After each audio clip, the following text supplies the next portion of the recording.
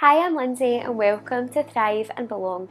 Please don't forget to subscribe to our channel. It's a great way to support what we're doing, making lots of yoga information accessible for free online. And it also means that you'll be kept up to date with videos as we release them. Today we're going to have a look at how you can use yoga blocks to enhance your yoga practice. Now, I hear so many times students saying, oh no, I don't need to use props, as if somehow using props in your practice makes you feel less than, or as if you're not as good at yoga as someone who doesn't use props. And I don't blame you for having this mindset if this is how you think. I used to actually think similarly as well, and I think that as yoga teachers we can take some responsibility for the part that we've played in this, depending on how we cue the use of blocks. But I just wanted to show you different ways that blocks can be used to enhance your practice. And actually sometimes using blocks is not just about, reducing a deficit. So it's not just about if there's something you find hard, blocks will make it easier. There's actually some ways that by using a block you can find more strength and you can find a harder version of the pose than if you didn't use the blocks at all. So let's reframe how we think about blocks first and foremost. They're not just about, making something more accessible, although they absolutely can and should be used for this as well. So the first way that blocks can enhance your practice is by lifting the ground up further to you, and I'll explain what I mean by this. So I'm going to demonstrate Uttanasana, standing forward bend, and I've got my blocks there down on the ground. So hinging forward at the hips, just folding all the way down, and I'm bringing my hands onto the blocks, tucking my chin in towards my chest, and then rolling all the way back up. So you could change the height of the blocks for a pose like this as well, so you could bring them up even higher. And then when you hinge forward at the waist, the ground is that little bit higher again. And this can work for other poses like Trikonasana pose. So instead of having to have the hand on your leg, you could just simply rest it on a block.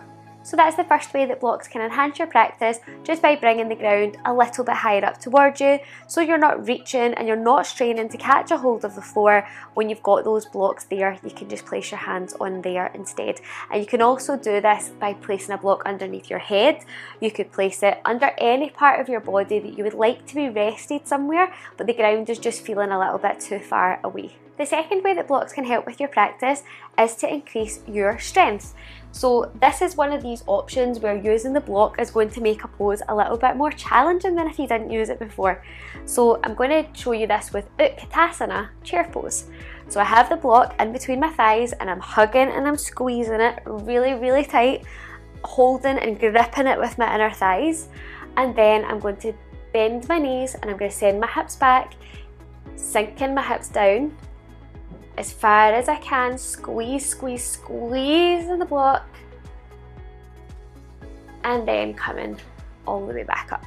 So that was much more challenging than if I didn't use the block at all, and it really helps to strengthen all of the muscles that I was using kind of in my thighs and my glutes. I'm going to show you another option for how a block can help you build some gentle strength. So sitting back my hips onto my heels, bringing my arms out in front of me and holding onto the block, and I'm just going to gently have some retraction and protraction of my shoulders. So just gently moving the shoulder heads back and forward.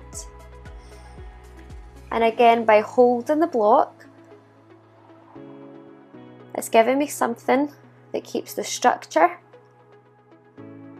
and allows me to do this movement better. And I'm having to hold on to a physical object, so it's a little bit like a weight as well. Even though it's not really heavy, it's still building more strength than if it wasn't there at all.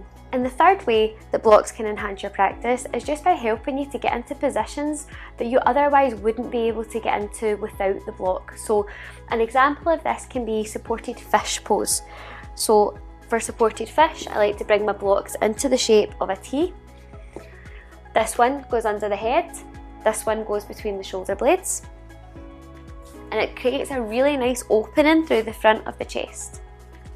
So you'll see as I come to lie back onto my props, and I've got this really lovely opening now across here.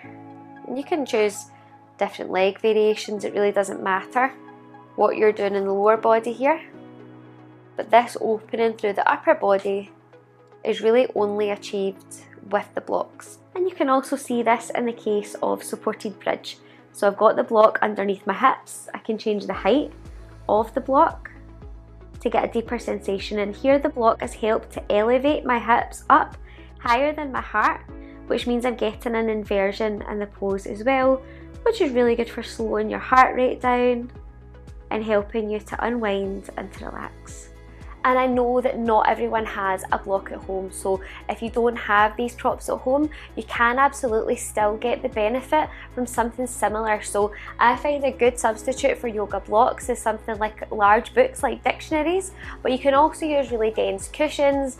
In the case of bringing the ground up to meet you, you could even use like food tins. There's different things that you can use that are a similar shape without having to get a yoga block if you don't have those at home. I hope you found this video useful. Please let me know in the comments which use of a block is your favourite within your practice, and let me know if there's any other videos that you would like me to create. Thank you so much for joining me, and I'll see you in the next video. If you enjoyed this video, come and join us for our online Patreon membership, Thrive Anywhere. Thrive Anywhere members get access to exclusive yoga practices uploaded every single week. Weekly oracle card readings to set you up for the week ahead, online programs such as Reset Your Routine, which is a 5-day program that helps you to build your own consistent yoga practice, and opportunities to connect with other members virtually too. The best part is that you can sign up today for Thrive Anywhere absolutely free of charge. We have a 7-day free trial so that you can test it out and you have literally nothing to lose. Thereafter, your membership fee will go towards supporting us to create more accessible and inclusive wellness offerings. You can find the link to sign up to Thrive Anywhere in the description box of this video, and please let me know if you have any questions. I hope to see you in there soon. Take care.